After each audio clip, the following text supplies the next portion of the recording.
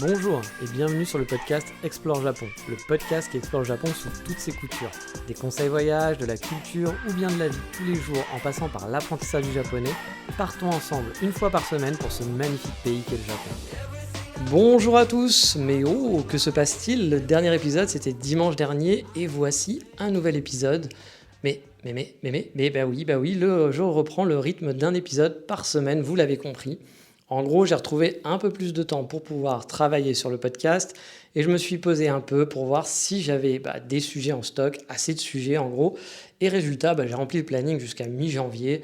Donc voilà, je me suis dit que je pouvais repartir sur un rythme d'un épisode par semaine pour votre plus grand bonheur, en tout cas, je l'espère. Et bon, vu qu'on est dans les annonces, ça faisait longtemps et je vais vous rappeler les basiques de chez Basique, hein, c'est normal. Alors si vous le pouvez, premièrement, notez, mettez un commentaire, vous connaissez la chanson sur Apple Podcast, ça permet de faire connaître le podcast à d'autres personnes. Vu que je suis totalement nul en promo et que je ne vais pas inonder les groupes spécialisés Japon avec le lien de mon podcast pour dire écoute mon podcast, c'est le seul moyen pour le faire connaître. Et puis en plus, le petit message qui va avec, le petit commentaire sur Apple Podcast, ça fait toujours vraiment super plaisir de vous lire. Il y a toujours des commentaires super sympas. Voilà, donc ça fait toujours très très chaud au cœur de voir ça, puis ça me motive encore plus pour continuer. Deuxièmement, si vous voulez une avalanche de photos sur le Japon, vous le savez aussi, il faut aller voir mon Instagram, c'est NGEE.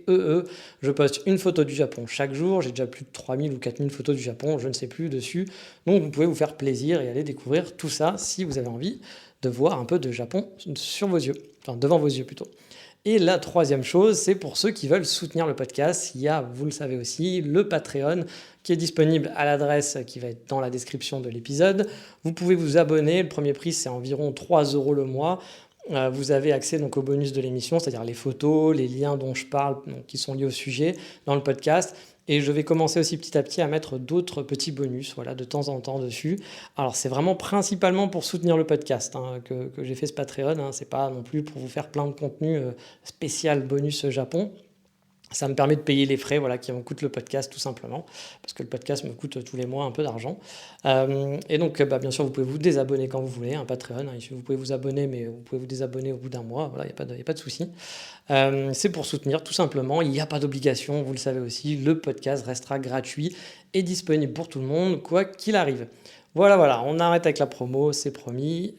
Enfin non, on va promouvoir maintenant le contenu de cet épisode avec le traditionnel, vous le connaissez maintenant, le sommaire. Et donc, en vrac, on va suivre une famille fort sympathique expatriée à Kyoto, on va boire du café, oui je sais, c'est étonnant, et on va parler un peu de projets japonais, mais surtout, on va faire dans le focus une balade sur Tokyo. Car oui, le focus de cette semaine va se dérouler dans l'est de Tokyo. On va prendre donc son sac à dos en mode Dora, let's go! Et on va se balader dans les quartiers où je traîne pas très souvent, je dois l'avouer, quand je suis sur Tokyo. Car oui, moi je suis un total West Coast Tokyo, je vous l'ai répété plusieurs fois, mais Shibuya, Kichijoji, Ibisu, Nakameguro, Dakanyama, Setagaya, Meguro en force, voilà. Ça vous dit peut-être rien tout ça, mais ce sont des noms de quartiers / arrondissements de Tokyo. Le côté ouest de Tokyo, donc vers Shibuya et à l'ouest de Shibuya. Alors, le côté est, enfin plutôt le centre-est, on va dire, car l'est de Tokyo, c'est beaucoup plus loin, comme l'ouest de Tokyo. Mais donc on peut vraisemblablement dire que c'est le centre-ouest et le centre-est, voilà. Mais bon, le centre-est, c'est plus Ueno, Asakusa, Akihabara. J'avais bien, il y en a plein, comme ça. Alors, j'avais bien entendu vadrouiller dans tous ces quartiers pendant mes premières vacances. Ça reste des classiques à faire. Forcément, vous allez y aller aussi, et c'est un peu un passage obligatoire. Mais quand je revenais à Tokyo, quand je suis revenu après à Tokyo en vivant à Kyoto, je dois l'avouer, j'avais beaucoup plus tendance à explorer le côté ouest qui me convient mieux, où je préfère, je trouve l'ambiance plus sympa. C'est plus mes quartiers. Mais de temps en temps, je décide quand même un petit peu de m'encanailler, vous vous doutez. Et donc à l'époque où je vivais sur Kyoto, donc j'étais venu sur Tokyo en vacances, j'ai décidé du coup de visiter un coin qui est quand même très proche du centre au final, mais que je n'avais finalement jamais fait. Pour ça, en fait, c'est simple, il faut traverser la fameuse rivière qui est entre la Tokyo Skytree et Asakusa, que vous connaissez tous si vous êtes allés au Japon. Et j'ai eu envie du coup de me balader dans l'arrondissement de Koto. Alors Koto, c'est assez étendu au final, vu qu'il y a une partie des îles artificielles comme Odaiba qui font partie finalement de cet arrondissement, et que ça remonte, on va dire, quasiment jusqu'à la Skytree. Bon, Pas vraiment non plus, hein, on va pas jusqu'à la Sky Tree, mais il y a une partie de l'arrondissement qui remonte assez bien au nord, donc ça fait un arrondissement quand même qui est tout en longueur et qui est assez, donc du coup, assez étalé. Ça fait une sacrée balade si vous voulez tout faire. Nous, on va se balader un peu du sud au nord, en se baladant un petit peu dans certains coins. Mais voilà, on va pas faire tout le quartier, enfin tout l'arrondissement, parce que c'est un très grand arrondissement. Il faudrait plusieurs petites balades, je pense, pour une très très grosse journée où vous êtes motivé pour faire tout l'arrondissement. Et en plus, je suis pas sûr que tout soit hyper intéressant non plus. Moi, j'avais commencé mon périple voilà, au métro Kyosumi Shirakawa. Alors, m'étais allé, en fait, j'étais allé un peu à l'arrache, hein. J'étais allé en ciblant, parce qu'il y avait des cafés, et je m'étais dit, bon, on va se balader. Là, c'était vraiment mode exploration. C'est-à-dire, j'avais pas dit, tiens, il y a ce parc qui a l'air sympa, puis après, il y a ce truc-là où il faut aller. J'étais allé vraiment, ouais, comme ça, vraiment totalement à l'arrache, quoi. Donc, le quartier, celui-là, est réputé pour un truc qui me parle, du coup, et c'est aussi pour ça que j'avais commencé là-bas. Alors, non pas, il n'est pas réputé pour abriter les plus belles Megumi du Japon. Enfin, peut-être, hein, je ne sais pas, mais je n'ai pas l'impression que ça soit ça pour ça qu'il soit réputé, mais il est réputé entre autres pour être le quartier des cafés, ou du café plutôt, au Japon. Car oui, traditionnellement, l'histoire du café au Japon a eu de grosses bases dans ce quartier. Alors, j'avoue, je me souviens plus totalement de l'histoire, c'est pas très bien de ma part, mais je vous en reparlerai peut-être un jour en repotassant. Mais au final, on trouve ici beaucoup de coffee shops et autres kisaten, qui sont les cafés un peu plus traditionnels japonais. Même si on dit café traditionnel japonais, alors c'est vrai que c'est le traditionnel japonais, mais finalement ça ressemble plus à un salon de thé anglais qu'à quelque chose de très traditionnel japonais. Pour moi, le coffee shop limite va ressembler un peu plus à un truc américain, enfin plutôt australien, parce que les coffee shops c'est australien à la base, et le kisaten va plus ressembler à un salon de thé finalement, un vieux salon de thé avec souvent quelqu'un en costard qui va dans des ambiances un peu rococo, un peu à l'ancienne, etc. Alors que le coffee shop va être un peu plus moderne, on va dire, dans son ambiance. Et donc, c'est le fameux quartier du café, parce apparemment, quand le café est arrivé au Japon, tout a commencé ici, et c'était là où il y avait le quartier. Alors, je suis désolé, j'ai mes voisins italiens dont je vous ai déjà parlé, qui sont en train de claquer les portes. Je ne pense pas que ça s'entendra dans ce podcast, mais voilà, au moins ils hurlent pas. Bon, hier soir, ils ont fait la fête jusqu'à 3h du matin, comme tous les soirs, j'ai envie de dire. Mais voilà, là, j'ai l'impression que c'est juste des claquages de portes, donc j'espère que ça ne vous dérangera pas trop dans l'audio, mais je ne pense pas. Mais je préfère m'excuser d'avance. Donc voilà, c'était un quartier qui était donc réputé pour ça, hein, pour le café, pas pour les Italiens, même si le café et les Italiens, ok, mais bon, peut-être, je ne sais pas.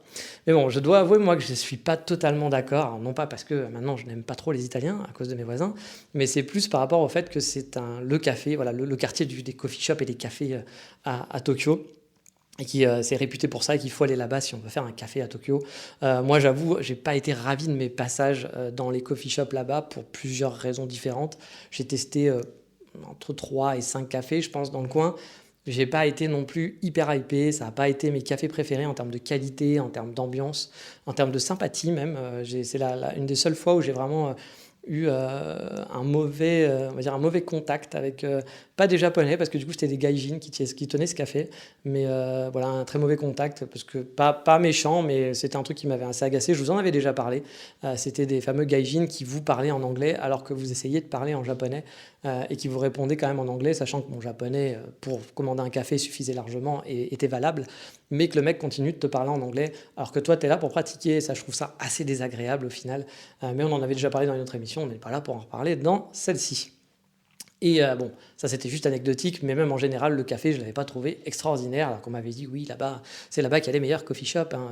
Alors, les gens qui m'avaient dit ça ne sont pas forcément les gens qui sont été fans de café ou qui sont des fans de café de spécialité. C'est-à-dire que voilà, on va rentrer dans des débats, etc. Bon, je trouve ça n'a pas forcément un grand intérêt, chacun aime ce qu'il a envie d'aimer, mais c'est vrai qu'il va y avoir ceux qui vont aimer les coffee shops et les cafés de spécialité, et ceux qui vont se dire amoureux de café, mais qui vont aimer le café noir finalement, qui n'est pas forcément de très bonne qualité, mais qui est, voilà, dans nos têtes, le bon café, mais parce qu'on ne connaît pas ce que c'est qu'un vrai bon café. Après, bien sûr, hein, on peut débattre, on peut pas être d'accord, etc. Chacun ses avis, il n'y a pas de souci là-dessus. Mais moi, voilà, j'avais eu vent comme quoi c'était les meilleurs cafés, et je dois avouer, j'avais été assez déçu, hein, totalement, hein. Pour le coup, ils n'étaient pas nuls, hein, mais franchement, pour moi, les meilleurs cafés sont plus du côté ouest. La West Coast, hein, où j'ai dit jusqu'à la mort, hein, West Coast jusqu'à la mort, que voulez-vous, c'est comme ça. Mais bon, pour commencer sa journée, du coup, on se fait un petit café, et du coup, c'est pas ce qui manque là-bas. Et vous en doutez, voilà, le plus connu, c'est All Press Espresso. qui était vraiment encensé par tous les guides touristiques. Il faut aller là-bas, c'est génial, c'est l'histoire du café. Bon, sachant que c'est quand même un Nouveau-Zélandais qui a ouvert ça, c'est le fameux Gaijin. J'avais pas kiffé mon expérience sur place, comme je vous l'avais dit, mais bon, ça reste un endroit assez sympathique pour aller se faire un café. Et on va pas non plus cracher juste parce que j'ai eu une mauvaise expérience. Après avoir fait son petit pause café du matin, parce que c'est quand même important, on peut vite enchaîner, et c'est ça qui est cool, car pas très loin, il y a le parc Kyosumi, qui est un véritable parc à l'ambiance 100% japonaise. Bon, si mes souvenirs sont bons, l'entrée est payante, mais je suis plus totalement sûr, donc ça serait à vérifier.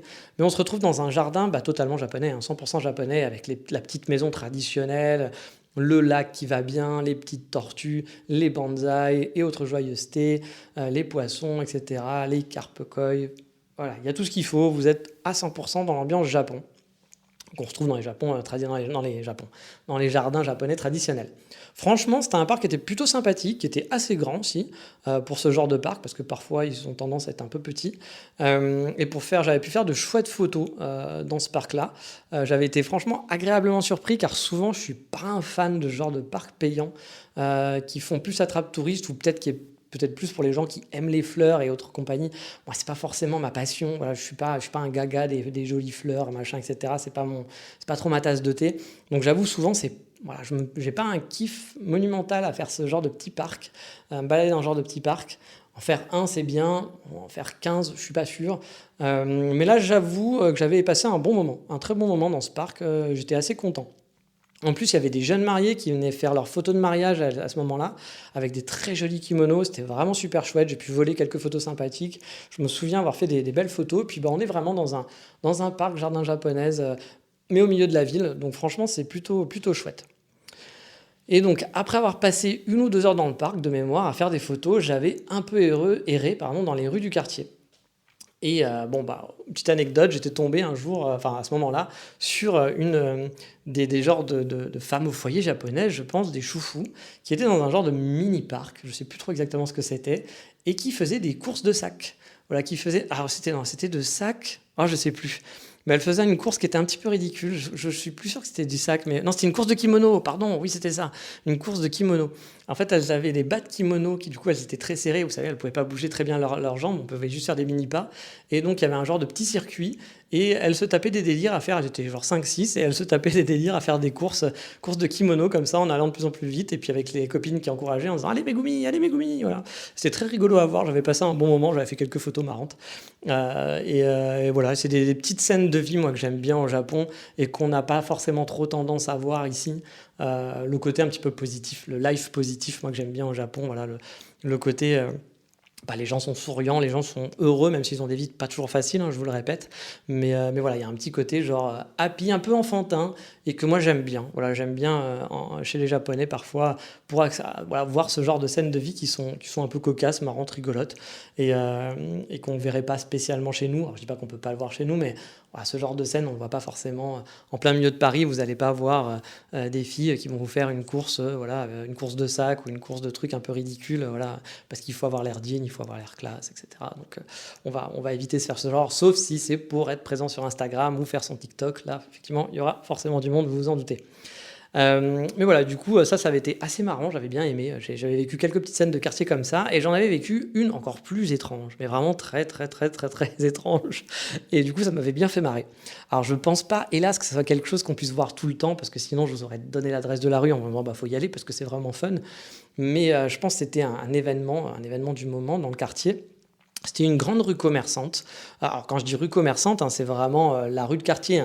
Elle était grande, elle était longue, mais c'était surtout des vieux petits commerces de quartier. C'était pas là, vous n'alliez pas avoir Zara et compagnie. C'était le boucher du coin, le combini, le petit café de quartier, machin et tout. Vraiment l'ambiance coiffeur, etc. Bref, il y avait une petite animation qui était un petit peu spéciale, car en gros, il y avait plein d'épouvantails faits par les habitants, je suppose, du quartier, des épouvantails, les écoliers, je ne sais pas, c'était des épouvantails qui étaient super originaux. Il y avait des Pokémon, des Homer Simpson, etc., des trucs totalement farfelus tout le long de la rue. C'était vraiment super weird, super étrange, mais c'était vraiment très très drôle. J'ai pris plein de photos impostables sur Instagram, parce que sincèrement, elles sont pas très jolies. Mais bon, je les mettrai sur le Patreon, vous verrez l'étendue du what the fuck. Ça devait être sûrement, je vous dis, une fête de quartier, mais du coup, ça fait bien égayer ma balade au final, parce que c'était une rue qui avait pas spécialement, voilà, un truc, voilà, il y avait pas un charme de ouf dans la rue. Puis c'était en plus, je pense, je me suis baladé un jour où c'était pas très commerçant, enfin les commerces n'étaient pas ouverts, donc je pense que ça devait être un lundi ou peut-être un dimanche, je ne sais plus. En tout cas, il n'y avait pas une animation de ouf dans la rue. Et donc, de voir tous ces trucs-là dans une rue pas morte, mais un petit peu déserte pour Tokyo, c'était assez rigolo, c'était un peu improbable. Et j'avais vraiment bien kiffé. C'est vraiment le genre de choses improbables sur lesquelles vous tombez quand vous explorez et qui font que l'exploration est vraiment plaisante, d'arriver dans un truc qui n'était pas prévu et de vous dire mais qu'est-ce que c'est que ce truc-là. Et voilà, c'est marrant, j'ai fait des photos chouettes. Et puis du coup, je me suis tapé tout le long de la rue à regarder tous les épouvantails parce qu'ils étaient vraiment sympas à voir. Alors je dis des épouvantails, mais c'était peut-être pas des épouvantails, hein, ça ressemblait à des épouvantails, mais voilà, c'était des genres d'épouvantails. Après, je sais, c'était peut-être pour quelque chose de spécifique qui n'a rien à voir avec ça, mais c'était vraiment très très sympa.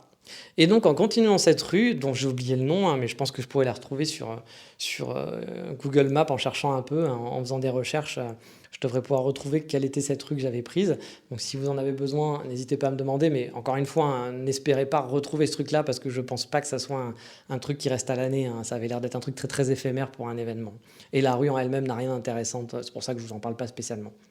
Donc je suis arrivé vers le parc de Kiba, qui est un très grand parc qui est sur deux rives. On peut donc traverser un grand pont pour aller sur l'autre partie. Et le pont est assez sympa parce que je me souviens avoir fait des photos où on avait un point de vue assez cool sur la Skytree dessus. On pouvait, voilà, en se mettant un peu en contrebas du pont avec la Skytree derrière, on pouvait faire des photos chouettes avec les gens qui arrivaient en face de vous du pont. Je me rappelle avoir pris plaisir d'avoir fait quelques photos là-bas. Après, on va pas se mentir, le parc en lui-même, il est pas foufou, hein. Je peux vous citer des dizaines de parcs beaucoup plus sympas dans Tokyo, mais par contre, il a le mérite d'être quand même assez grand. Et il habite aussi le musée d'art contemporain de Tokyo. Un bâtiment dans mes souvenirs qui était quand même assez imposant au final, mais je ne l'ai pas visité, donc je ne peux pas vous dire si ça vaut le coup de le faire ou pas.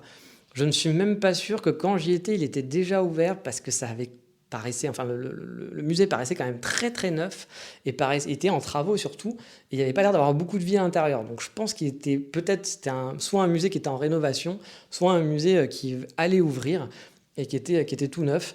Donc je ne sais pas du tout, donc je ne sais pas ce qu'il vaut, mais bon, je pense que maintenant, depuis le temps, il a dû ouvrir, mais c'était sûrement il y a environ 2 ans que j'avais visité le quartier et qu'il y avait déjà quelques petits travaux pour les JO aussi, parce que forcément, il y avait les îles artificielles, et vous savez que les Jeux Olympiques, il y avait beaucoup de choses qui se sont passées dans les îles artificielles, donc dans cet arrondissement de Koto.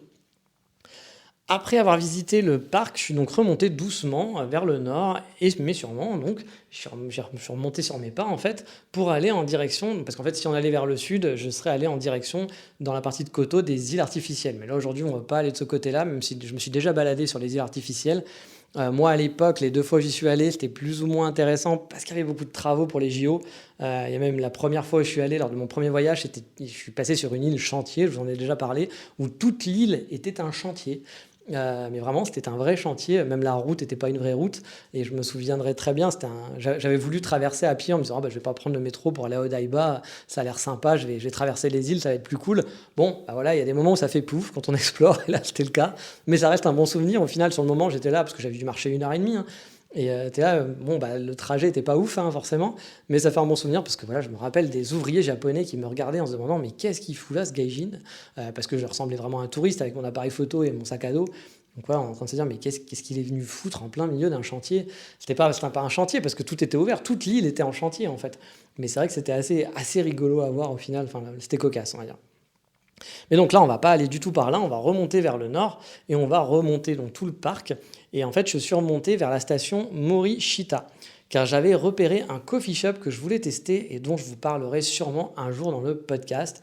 Et c'est même possible que j'en ai déjà parlé dans des épisodes de Coffee Tour de Tokyo. Il s'agit de Iki Coffee. J'ai regardé un assez bon souvenir, pas un des meilleurs coffee shops encore une fois de ma vie, hein, West Coast toujours, hein, les meilleurs coffee shops sont côté ouest, mais ça avait été un bon plan et j'avais largement préféré par rapport au premier coffee shop dont je vous ai parlé, où voilà, j'avais eu une mauvaise expérience. J'ai pas vraiment aussi de souvenirs mémorables de ce quartier-là, hein. C'était un quartier qui était assez calme de Tokyo, qui change pas mal finalement des quartiers bourgeois du côté ouest, on va dire. Quand je dis quartier bourgeois, les quartiers bourgeois résidentiels, hein, ou les quartiers animés, hein, comme Shibuya, Akihabara ou ce que vous voulez. C'était vraiment une autre ambiance de Tokyo, je trouve, qui avait l'air un peu plus populaire, j'ai l'impression, mais qui restait très résidentiel et assez vieillot parfois aussi dans les habitations et les immeubles, etc. C'était pas le genre de quartier où quand vous passez là-bas, vous vous dites: «Ah j'aimerais bien habiter là-bas». Enfin en tout cas moi, c'est pas mon style de quartier. Après on a tous des styles différents, hein, bien sûr. Mais moi c'est vrai que quand j'étais là-bas, je me disais pas: «Ah tiens, ça doit être chouette d'habiter là-bas». Alors que c'est vrai que quand je suis à Jugaoka pardon ou à Shibuya, Daikanyama, Kishijoji et cetera, je me dis: «Oh putain, j'aimerais bien habiter dans ce quartier, ça a l'air trop sympa et cetera». Bon là-bas, ça me faisait un peu quartier banlieue, c'est un bien grand mot parce que c'est pas du tout la banlieue comme on s'imagine en France. Mais et puis surtout, c'est pas la banlieue, hein, parce que ça reste le centre de Kyoto, c'est un arrondissement de Tokyo. Mais ouais, c'était pas un quartier, moi, que j'ai trouvé très pas nul, hein, mais pas folichon non plus. Voilà, je me suis pas dit: «Ah, ça doit être trop sympa d'habiter là». C'est plus ce quartier dortoir où vous allez dormir, où vous avez sûrement une petite vie de quartier à droite à gauche, mais qui est pas non plus le truc le plus cool et le plus sympa, je pense, pour habiter. Mais du coup, il y avait quand même un dernier point où je voulais vous amener, un dernier endroit, dans cette balade et c'est un peu en dehors de cet arrondissement, mais en gros, en continuant vers le nord, on tombe au bout d'un moment sur une coulée verte assez chouette, je dois l'avouer. Cette coulée verte se retrouve en dessous du niveau de la route. Elle est traversée par un petit cours d'eau qui est assez agréable. Elle est plutôt large en plus. Vous pouvez donc, remonter vers le nord longtemps, assez longtemps en marchant, en suivant cette petite coulée verte en dessous donc du niveau de vie de Tokyo finalement parce que vous avez la route au-dessus, les immeubles au-dessus et vous êtes en contrebas. Vous passez sous les ponts, vous suivez cette petite rivière. C'est franchement assez chouette. Cette coulée verte, elle commence un peu en dessous de la station Kinshisho, si je dis pas de bêtises, et remonte quasiment jusqu'à la hauteur de la petite crotte de Stark. Vous la connaissez, la petite crotte de Stark? C'est cette petite crotte dorée sur le toit du building de Asahi, juste à côté du sanctuaire d'Asakusa. Donc vous pouvez même enchaîner après votre balade par Asakusa ou bien aller à la Skytree si vous voulez faire cette grosse balade. Moi j'avais beaucoup aimé franchement cette petite coulée verte qui est pas banale du coup dans Tokyo. Elle est aménagée parfois, on suit le petit cours d'eau, on voit les immeubles en hauteur. Ça change un peu de déambuler dans les ruelles de Tokyo. C'est vraiment sympa à faire pour remonter doucement mais tranquillement vers les quartiers plus touristiques on va dire de la ville. Mais voilà, on va s'arrêter là pour cette petite balade. Je mettrai tous les liens et les photos de mon périple sur le Patreon, comme d'habitude. Sachez aussi que c'est pas la balade que je conseille forcément si vous venez 2 semaines à Tokyo. Vous avez plein d'autres choses à faire. C'est pas le Tokyo touristique, c'est plus un Tokyo d'exploration, même s'il y a des petits coins sympas en tant que touriste à faire. Mais ça peut être une balade plutôt chouette si vous voulez visiter un peu ce quartier-là et finir par Asakusa ou même faire l'inverse. Commencer par Asakusa parce que je sais que beaucoup de Français logent souvent dans ces quartiers-là et vous pouvez un petit peu explorer par là. C'est pas du waouh effect, mais il y a plein de petits coins assez cool à découvrir et puis vous découvrez un autre aspect de Tokyo qui peut être aussi chouette. Mais encore une fois, c'est pas une balade que je conseille pour quelqu'un qui va rester 2 semaines voire même un mois au Japon. Alors, si vous restez un mois sur Tokyo, oui, vous avez le temps de le faire. Si vous restez 3 semaines sur Tokyo, je pense qu'il y a d'autres balades à faire que celle-ci à faire sur Tokyo qui sont vachement plus sympas. On va dire de balades pas forcément touristiques dans des banlieues. Je pense qu'il y a d'autres balades qui sont quand même plus chouettes en restant sur Tokyo. Mais voilà, si un jour vous avez fait beaucoup de trucs sur Tokyo et tout, c'est l'occasion, pourquoi pas. Ou si vous logez, je sais pas, votre Airbnb, vous avez peut-être trouvé un Airbnb ou un hôtel dans le quartier. Voilà, il y a 2-3 petits trucs sympas à faire dans le coin. Et j'avais quand même fait une belle balade que j'avais bien appréciée. Donc voilà, on s'arrête là pour aujourd'hui. Il va être grand temps de passer à l'insta de la semaine. Et petit tips dans la rubrique Voldemort aussi, on se fera un café que j'avais vraiment bien aimé, qui s'intègre facilement dans le périple du jour, soit au début, soit à la fin de ce périple. Moi je l'avais intégré plus à la fin. On en reparle tout à l'heure, mais là tout de suite on va passer à l'insta moment.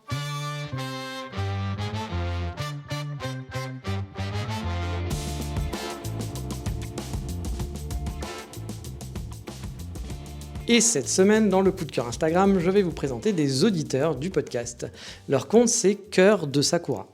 Ils habitent à Kyoto et ils ont eu la gentillesse de m'envoyer un message fort sympathique pour me dire qu'ils avaient choisi la ville de Kyoto un peu grâce à mon podcast. Ils hésitaient entre vivre à Tokyo et Kyoto et ils ont fait du coup le second choix et a priori, ils ne regrettent pas du tout. Donc je suis très content si mon podcast peut vous aider, que ce soit dans vos projets de voyage ou bien d'installation comme ça a été pour eux, ou bien juste pour vous faire patienter et avoir une petite dose de Japon hebdomadaire dans vos oreilles.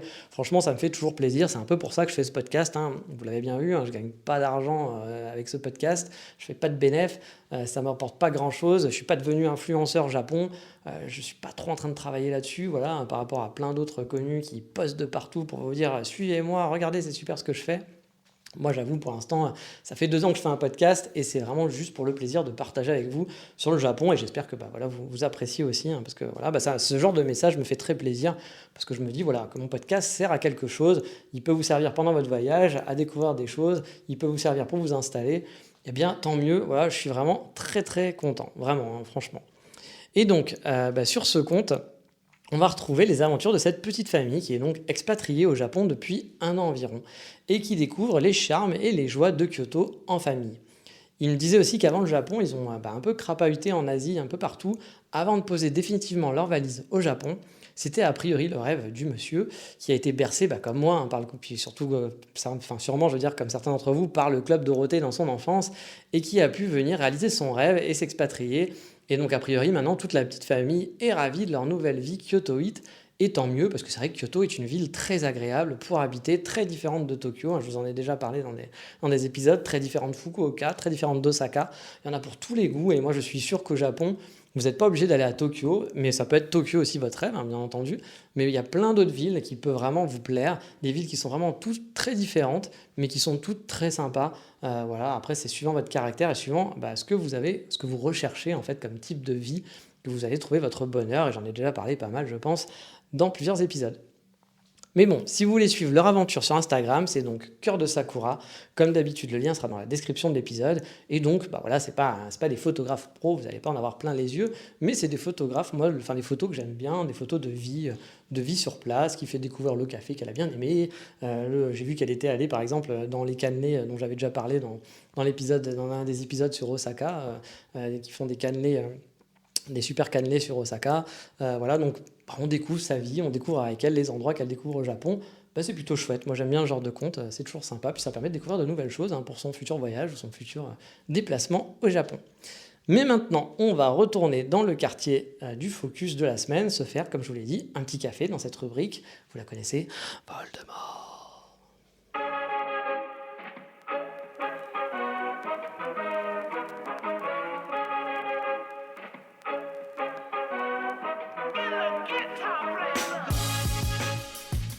Et donc cette semaine, je vous amène dans un café à l'est de Tokyo, qui est un petit peu dans l'itinéraire du focus de cette semaine finalement. Comme je vous l'ai dit, la zone historiquement est connue pour ses coffee shops, et pourtant on va s'éloigner de cette zone-là, qui était dans le sud en gros de la balade, pour aller au bout plutôt de notre parcours, pas très loin finalement de Asakusa. Et on va tester le café qui s'appelle Live Coffee Roaster. C'est un café où j'avais passé franchement un très bon moment à l'époque. Alors habituellement les coffee shops, je les ai déjà repérés à l'avance. Quand je pars quelque part, j'ai ma carte Google Maps qui est souvent remplie d'étoiles avec des dizaines et des dizaines de cafés à essayer. Mais celui-ci, je l'ai découvert vraiment au hasard de ma balade. Il n'était pas sur la map, je pensais à vrai dire finir mon périple dans le café Fuglen de Asakusa, je vous en ai déjà parlé. Mais celui-là m'a attiré par son design. Voilà, je suis passé devant et je me suis dit, oh, tiens, ça c'est quoi, c'est un café, c'est sympa. En fait, il fait l'angle d'une rue, avec une façade avec des petites briquettes de différentes teintes de verre. C'est assez joli de l'extérieur. Et surtout, il y a une large baie vitrée qui fait tout le long du café.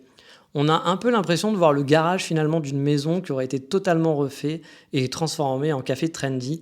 Le café donc du coup est tout en longueur et le comptoir aussi. Il n'y a pas de table, il y a juste des bancs le long de la baie vitrée où on peut s'asseoir. L'été, la baie vitrée est même ouverte. On donne donc sur la rue. C'est le genre d'ambiance de quartier qu'on aime bien au final, enfin moi que j'aime bien. Surtout qu'il est dans une petite rue résidentielle à 2 pas d'une grande avenue, mais on se sent vraiment dans l'ambiance de petit quartier de Tokyo. La particularité de ce café aussi, c'est qu'ils ont leur roaster sur place. À la base, Live Coffee Roaster, enfin Live's Coffee, c'est une marque qui a un autre café sur Tokyo qui s'appelle Live Coffee Apartment. Juste en face, et oui, le café se trouve juste en face. Le coffee shop se trouve sur l'autre rive, en fait, à quelques minutes seulement de leur roasterie où je suis allé moi. Car oui, ils ont installé leur roastery ici, et donc c'est là qu'on va torréfier le café. En gros, il va y avoir la machine pour torréfier le café, mais on peut aussi, du coup, boire son café, parce qu'il y a donc un petit coffee shop où on peut s'installer. Il doit y avoir, je sais pas moi, une bonne dizaine de places quand même le long de cette grande baie vitrée. Et franchement, que ça soit la devanture ou la configuration du lieu avec cette grande baie vitrée face à ce long comptoir, et les gens qui sont assis le long de la baie vitrée, c'est une super ambiance. C'est un lieu que je trouve vraiment chouette pour prendre et déguster son café. Le jour où j'y étais, il y avait 3 clients, et il n'y avait pas grand monde, mais il y avait une super ambiance. Il y avait de mémoire une fille russe qui parlait japonais, qui parlait très bien japonais même, un couple de Taïwanais, je crois, et 2 baristas. A priori, le Taïwanais était un champion du monde en titre de café. Alors, je sais plus sa spécialité, si c'était la torréfaction ou bien la technique spécifique, mais c'était un mec hyper connu parce que voilà, le barista était tout excité. Et la Russe aussi qui était là, qui était une amie du couple. Et du coup, le barista, il est venu m'en parler en me disant ouais, tu sais, ce type-là, il est champion du monde de café, etc. Je fais ah bon, ok, c'est cool. Moi, j'avoue, j'aime le café, mais je ne suis pas non plus un fan à suivre, avoir des posters des baristas dans ma chambre. Hein, voilà, je ne fais pas ça. Du coup, ça a parlé beaucoup, voilà, toute l'équipe et ses 3 clients parlaient beaucoup, c'était une bonne ambiance. Moi, du coup, j'étais un petit peu l'intrus quand je suis arrivé, hein, j'étais un peu celui qui arrivait, qui connaissait personne alors que tout le monde se parlait. Oui, mais voilà, chose rare à Tokyo, les Tokyoïtes étant réputés quand même pour avoir un peu un balai dans le cul, hein, pardonnez-moi l'expression, hein, mais bon, ils sont réputés pour ça. Le barista, lui, était très expressif. Il a été tout de suite super chaleureux avec moi, et c'est vrai que bah, c'est pas dans les habitudes des Japonais. Et quand je dis chaleureux, c'était pas juste me faire la causette, hein. Le mec, il sautait partout, il faisait des grimaces de ouf dans tous les sens pour rigoler, etc. Il était vraiment en mode bonne ambiance. Bon, il s'est avéré qu'en fait, le type était pas de Tokyo, hein. Il venait du Kansai et d'Osaka, ce qui explique un peu son comportement un peu foufou. Et chose drôle, c'est qu'en parlant ensemble un petit peu, on a découvert qu'on avait des amis japonais en commun. En effet, ils connaissaient super bien 2 des baristas de chez Walden Woods, le café où j'allais tous les jours sur Kyoto, et qu'ils avaient même étudié ensemble avec ces 2 personnes-là. Donc c'était marrant, on a parlé d'eux, etc. C'était plutôt chouette, c'était rigolo de savoir qu'on connaissait les mêmes gens. Autre petite anecdote, ce barista est revenu finalement depuis sur Kyoto pour ouvrir son propre coffee shop. Il l'a ouvert en fin d'année dernière. Du coup, j'aimerais beaucoup essayer son coffee shop car c'était franchement quelqu'un qui était très sympathique, hyper souriant, hyper chaleureux et pas chaleureux lourd. En tout cas, bon, je l'ai vu qu'une fois, hein, donc je peux pas vous dire, mais il avait pas l'air. Voilà, parfois il y a des gens qui sont très chaleureux, très souriants, mais qui sont un peu lourdos. Lui, non, c'était la bonne dose, donc c'était plutôt chouette. Mais voilà, du coup, le café, pour parler du café, hein, il était très bon, j'en garde vraiment un bon souvenir. Le lieu, comme je vous l'ai dit, j'ai vraiment beaucoup aimé, c'est le genre de lieu que j'aime, c'est les coffee shops japonais, quoi. Faut pas venir par contre avec son laptop, c'est pas trop l'endroit pour ça, je pense, même si on doit pouvoir, hein, mais c'est vrai qu'il n'y a pas de table, etc.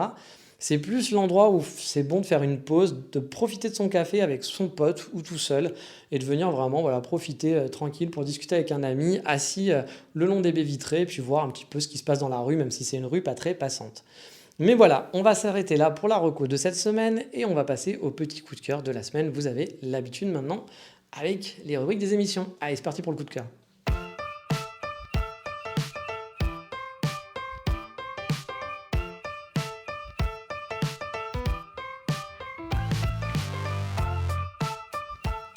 Et vous le savez maintenant, à force de vous en parler quand même, je compte bien repartir pour le Japon. Bah oui, c'est quand même mon projet de vie, hein. Alors pas juste en vacances, hein, bien sûr, mais pour m'y installer définitivement. Voilà, c'est mon projet principal. Tous les autres trucs sont mis de côté. Je compte pas me marier maintenant, je compte pas avoir une copine et faire des enfants ou je ne sais quoi. Je compte pas m'acheter un joli bureau en France, un joli appartement, etc. De toute façon, j'ai pas l'argent pour m'acheter un appartement, hein, soyons honnêtes. Mais voilà, moi mon but c'est de m'installer au Japon, c'est mon but principal, je travaille pour ça, pas dans n'importe quelle condition, ça aussi vous le savez. Mais voilà, je travaille là-dessus, j'ai des plans, j'ai mon fameux plan de ma boutique, j'ai le plan aussi d'ouvrir une société pour continuer ce que je fais actuellement, c'est-à-dire chef de projet internet, product owner, etc. être freelancer. Mais bon, pour être freelancer, voilà, il faut avoir un visa, hein. Et donc, j'ai aussi le projet d'y aller en nomade en attendant, avant, en continuant mon boulot actuel, mais d'y aller, voilà, passer 3 mois par-ci, par-là au Japon, jusqu'à temps que je puisse créer ma société, etc., etc. Donc plein de plans, je ne sais pas lequel marchera, mais voilà, il y a plein de trucs en cours. Mais tout ça, ça va prendre un peu de temps, c'est le problème, hein. Et en attendant, je ronge un peu mon frein, je dois l'avouer. Je déprime pas, mais voilà, il y a une partie de moi quand même qui s'ennuie un peu sévère parce que j'ai un peu l'impression que ma vie est en pause en attendant de pouvoir réussir mes projets. Alors pour certains, ce qui est marrant, c'est que j'ai une vie super cool. Parce que je sais que parfois je discute avec des gens qui me disent waouh, j'aimerais trop, t'as trop de la chance, j'aimerais trop faire comme toi, t'es nomade, t'habites dans différentes villes tous les 3 mois, tu découvres plein de nouvelles cultures, etc. C'est vrai que c'est plutôt chouette, hein, mais en toute honnêteté, je le fais pas par passion. Si je pouvais, je signerais tout de suite pour m'installer au Japon et ne plus bouger, avoir mon appartement, m'acheter des meubles. Je suis pas un mec vraiment. Alors j'aime bien explorer au Japon et me balader, mais je suis pas genre un voyageur du monde, un explorateur. Moi, je suis plutôt un sédentaire qui est content d'avoir son confort, d'avoir sa collectionnite, ses passions. Mais bon, en attendant, je fais comme ça. Vu que c'est pas possible, hein, pour le moment, hein, je fais avec quoi. Alors j'ai la possibilité de bouger et que j'ai pas d'intérêt spécial voilà, à être sédentaire en France aussi, c'est pour ça que je suis nomade, hein. J'ai choisi cette option parce que voilà, rester sur Lyon, à Angers, Strasbourg, Paris, je ne sais où, j'ai pas spécialement d'attache, j'ai pas spécialement d'envie, donc effectivement, autant découvrir d'autres univers. Et puis, voilà, aussi, voilà, à Budapest, par exemple, j'ai moins de frais qu'en étant, à Strasbourg ou quelque part ailleurs. Voilà, ça coûte un petit peu moins cher, c'est aussi une des raisons. Je vais pas vous dire aussi que je kiffe ma vie, hein, voilà, que ce truc de nomade, j'adore. Je vais pas vous mentir, hein. Je vais pas vous dire que c'est génial, que c'est super, voilà, j'ai trop de la chance. Je suis pas là pour vous vendre des formations en ligne sur comment devenir nomade, comment réussir dans votre vie, ou avoir des likes en vous vendant du rêve, hein. Donc, voilà, je suis honnête, hein, je vais pas vous dire que j'adore ce que ma vie du moment. Moi, je suis surtout nostalgique du Japon et ma vie là-bas, ma vie de tous les jours, hein, elle me manque. Et justement, tous les jours, elle me manque, hein. Tous les jours, je me dis, ah putain, ça m'énerve ici, ah j'aime pas ça ici, machin et tout. Je suis pas totalement négatif non plus, hein, je vous rassure, mais c'est vrai que le Japon me manque énormément. Et demain, on me propose de me téléporter et d'aller vivre définitivement au Japon, je signe direct, hein, sans problème. Et depuis, vous allez dire, bon là, ça fait pas très bonheur de la semaine, ça fait pas très coup de cœur de la semaine, mec. On est dans la rubrique coup de cœur, pas dans la rubrique mec, le déprimé va voir un psy, hein. Non, non, mais bien sûr, depuis quelques jours, c'est le coup de cœur, quelques jours, semaines, j'ai eu quelques bonnes nouvelles pour égayer justement un peu mon projet que je trouve, comme je vous le dis, un peu longué. Ouais, je suis pas très patient, je sais, mais voilà, même si c'est dans 2 ans que je dois être au Japon, je trouve que 2 ans, c'est un peu long. J'ai eu pas mal d'infos en fait sur la création d'entreprise que j'ai partagé avec vous il y a pas longtemps. Et j'ai eu quelques infos et contacts divers aussi via des amis et autres auditeurs de ce podcast. Et au passage, je les remercie de m'avoir filé ces infos-là. Alors j'ai eu des contacts par exemple d'agents immobiliers sur Kyoto au cas où j'aurais besoin de chercher un appartement sur Kyoto. C'est vrai que ça peut toujours servir le jour où je m'installerai. J'ai aussi eu le contact d'un fiscaliste français installé au Japon avec ses tarifs pour créer une société, que ça soit du freelance ou une autre société au Japon.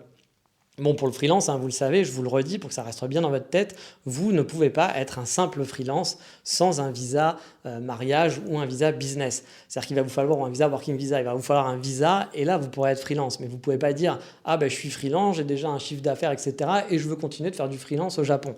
C'est pas possible, vous n'aurez pas de visa et vous ne pourrez pas faire ça. Et il vous faut un visa, soit créer votre société, soit un working visa et après à côté vous pourrez effectivement ouvrir votre expertise de freelance et avoir d'autres clients supplémentaires, mais vous ne pouvez pas avoir un visa juste avec ça. Je veux bien que vous l'ayez en tête pour pas vous imaginer qu'on peut partir facilement au Japon, et là ça ne se passe pas comme ça, sinon j'y serais déjà les amis, hein. Vous doutez bien. Mais de plus, voilà, le petit bonheur en plus que toutes ces infos-là, parce que mine de rien, ça fait plaisir, hein, ça égaye un peu le quotidien d'avoir des infos qui précisent certaines choses, qui parfois sont des mauvaises nouvelles, parce qu'on se dit, ah bah mince, ça va être compliqué, mais parfois qui sont des bonnes nouvelles, en se disant, bah c'est bien, parce que j'ai déjà toutes ces infos-là, le jour où j'en ai besoin, j'ai pas besoin de galérer pour chercher, donc c'est plutôt cool. Mais j'ai eu une autre piste aussi potentielle pour du working visa au Japon. Alors oui, là, c'est pas la même cour, c'est pas la même chose. Alors c'est pour l'instant, j'en parle pas plus, je vais pas aller dans les détails parce que je suis très loin de savoir si c'est encore réalisable ou pas. Vraiment, hein, c'est vraiment que le balbutiement. Donc je sais pas du tout si ça va être possible ou pas, mais c'est vraiment un bride de piste quoi, mais ça fait plaisir, voilà, parce que ça permettrait de s'installer, si ça marchait, dès l'année prochaine au Japon. Mais bon, encore une fois, hein, pas d'emballement pour l'instant, c'est encore très très flou, j'en saurai plus dans les semaines à venir et peut-être que ça ne donnera rien du tout. C'est pour ça que je ne m'emballe pas, je ne sais pas du tout ce que ça va donner, mais ça fait plaisir parfois d'avoir un petit rayon de soleil comme ça en se disant bah peut-être que l'année prochaine je pourrais m'installer définitivement au Japon, mais peut-être que ça ne se fera pas, donc c'est pour ça qu'il ne faut pas non plus se dire ah bah ça y est c'est bon, c'est la solution, j'aurai le temps de vous en parler, si ça se fait, vous serez au courant, vous inquiétez pas, et puis je vous expliquerai même comment ça a fonctionné. Mais donc, s'il n'y a rien de concret, comme je vous disais, c'est des informations, des contacts, des pistes qui permettent d'avancer finalement, et ça fait plaisir. C'est donc ça mon petit coup de cœur du moment, ça égaye un peu mon quotidien, et franchement, on ne va pas s'en plaindre. Sur ce, on en a fini pour cette semaine, et vous l'avez donc compris, on va se retrouver à nouveau une fois par semaine, donc cette fois-ci je vous dis pas à dans 2 semaines, de toute façon j'oubliais tout le temps de vous dire dans 2 semaines parce que j'oubliais à chaque fois que je postais que tous les 2 semaines, je vous dis donc à dimanche prochain pour un prochain épisode, car oui maintenant on se retrouve toutes les semaines, j'espère que ça vous fait plaisir, en tout cas moi ça me fait très plaisir de vous refaire des podcasts chaque semaine, et sur ce je vous dis, vous savez maintenant vous avez l'habitude, à bientôt, matane, ciao bye bye.